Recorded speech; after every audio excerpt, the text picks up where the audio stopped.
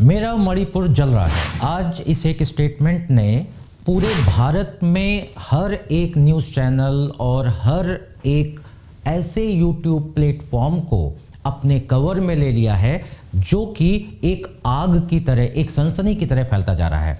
आखिर में मेरा मणिपुर जल रहा है, ये जो बॉक्सर मैरी कॉम जी का ये ट्वीट है, इसने न सिर्फ भारत में मणिपुर की समस्या के प्रति लोगों में एक उत्सुकता पैदा की है, बल्कि इसने कहीं ना कहीं भारत सरकार और राज्य सरकार की कार्यप्रणाली पे प्रश्न चिन्ह भी उठाया है कि ये समस्या क्या अचानक खड़ी हो गई, मणिपुर की समस्या। तो आइए आज हम जानेंगे कि ये मणिपुर की समस्या है क्या, और आखिर में ये जो आग 2 दिन से वहां लगी हुई है, इसके पीछे का कारण क्या है। क्या ये समस्या आज की है? क्या मणिपुर की ये समस्या जो आज सड़कों पर आ गई है, क्या इसके कोई राजनीतिक और सामाजिक पक्ष हैं? तो आइए इसी पर हम लोग चर्चा करते हैं। इस संदर्भ में जानना जरूरी है कि पहले हम ये जानें कि मणिपुर राज्य अपने आप में उसकी पोजीशन क्या है।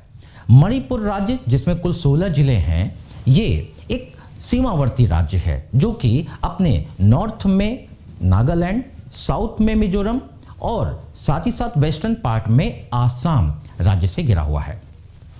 इस राज्य में 90% जो एरिया है वो हिल कवर्ड है, और जो 10% है जो कि सेंट्रली इंफॉल और उसके आसपास का एरिया है वो वैली एरिया है। समस्या क्या है? जो वैली एरिया है ये मोस्टली ऑक्युपाइड है मैतेई कम्युनिटी के द्वारा। मैतेई कम्युनिटी जो कि वहां की सरकार में, वहां के शासन में एक डोमिनेंस रखती है। एक्चुअली जो राज्य की पॉपुलेशन है, मणिपुर राज्य की पॉपुलेशन है, उसका लगभग 53% हिस्सा ये मैतेई कम्युनिटी के द्वारा कवर है।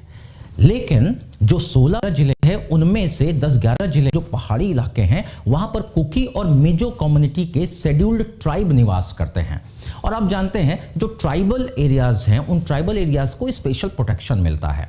तो जो हिल एरियाज हैं उनको कहीं ना कहीं एक्स्ट्रा प्रोटेक्शन मिल रहा है, और हिल एरियाज में जो पॉपुलेशन है वो पॉपुलेशन मात्र 10%, अगर देखा जाए तो 53% तो मैतेई ही है जो कि खाली 10% एरिया में निवास कर रहा है। बाकी रिमेनिंग एरिया में ये जो मैतेई के अलावा जो कम्युनिटीज हैं जो शेड्यूल्ड ट्राइब वर्ग में आते हैं वो निवास करते हैं। समस्या क्या है?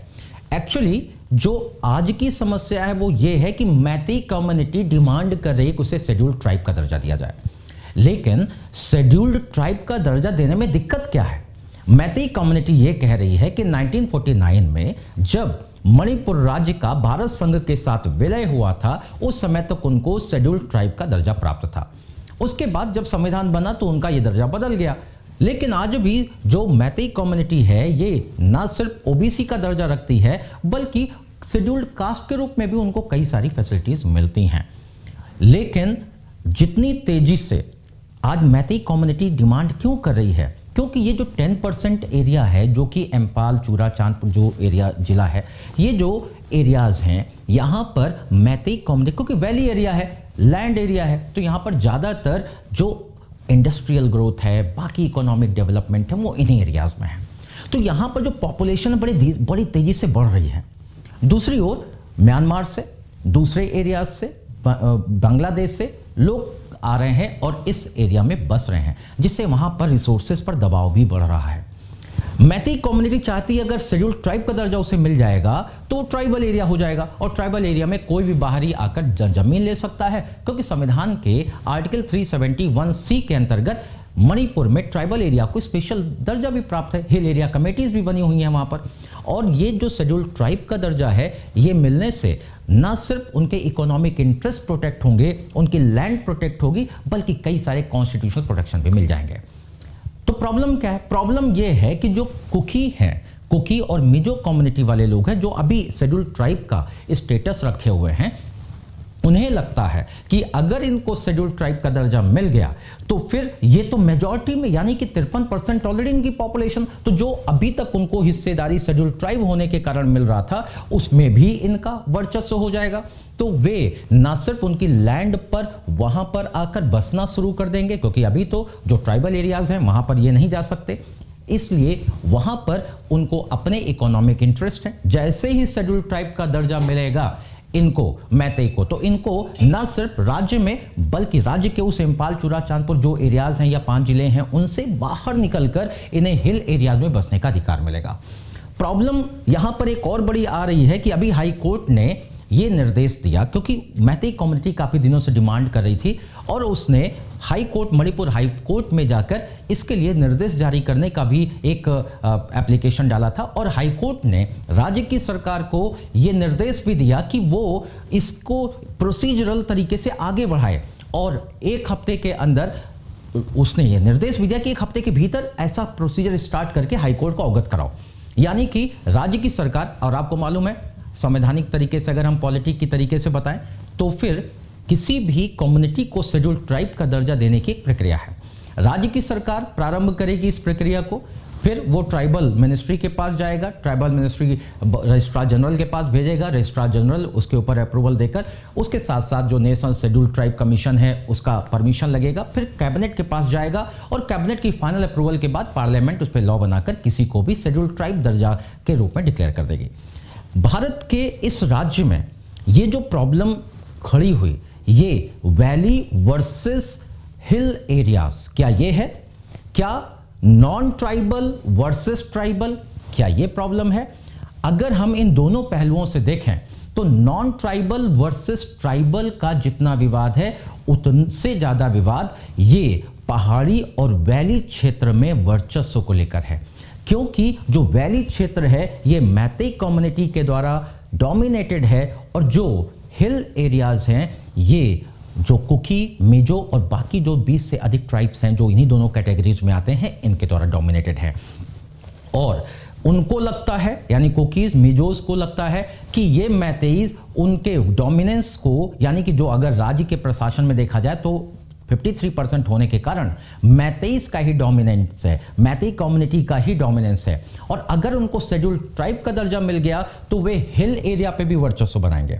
दूसरी ओर मैतेई कम्युनिटी के डोमिनेंस से बनी सरकार, यानी वीरेंद्र जो हमारे मुख्यमंत्री हैं मणिपुर के, वीरेंद्र जी, उनके आदेश पर, यानी सरकार के आदेश पर जो हिल एरियाज हैं वहां पर अभी एक ड्राइव चलाई जा रही है, क्योंकि म्यांमार से कई क्षेत्रों से आकर वहां लोग बस गए हैं तो उन्हें वहां से इवैक्यूएट करने के लिए, यानी उनकी बेदखली का एक ड्राइव चलाया जा रहा है।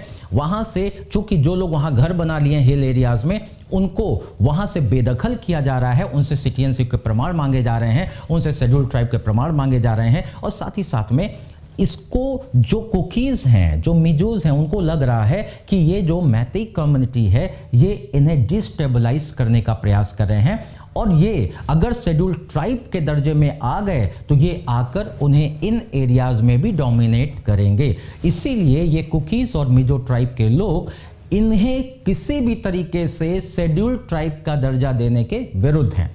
उनका कहना है ये ऑलरेडी बहुत सारी सुविधाओं को, बहुत सारी फैसिलिटीज को ले रहे हैं, इन्हें अब शेड्यूल ट्राइब का दर्जा देकर इनको जो ट्राइबल जो फैसिलिटीज उनको मिल रही हैं अब इनका उसमें भी दावा हो जाएगा और ऐसा होने पर ये वहां पे भी डोमिनेंस करेंगे और ट्राइबल एरियाज जो हिल एरियाज हैं वहां पर उन ट्राइब्स का जो अपना कल्चरल और इकोनॉमिक डोमिनेंस है उसे खतरा पैदा हो जाएगा। और इसी के कारण आज इन दोनों ट्राइबल नॉन ट्राइबल के नाम पर यह विवाद जो खड़ा हुआ है, ये विवाद वास्तव में इकोनॉमिक इंटरेस्ट का है।